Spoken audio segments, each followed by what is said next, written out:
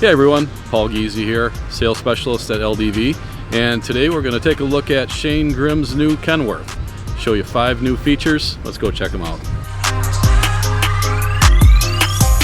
So here we have Shane's work area.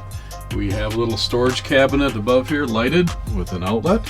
He's got plenty of open space here. Put his vise. We've got a white magnetic board on the back wall. On the edge of his workstation here, we have a pull-out writing board and also a literature catalog display. And here you see Shane has used a number of slat wall accessories. This is the hand cleaner rack. We've got the individual diagnostic cradles. And here we have the slat wall air tool accessory. On this wall here, you see Shane went with black slat wall and then also utilizing 4 lighted removable slat wall shelves. On the entrance here, we have a lighted knife display, and you notice this has magnets behind the felt so you can store the knives open without worrying about cutting the loops. If you've seen any features that you like in this video, or if you're ready to start designing your own tool truck, give your sales rep a call. We're here to help.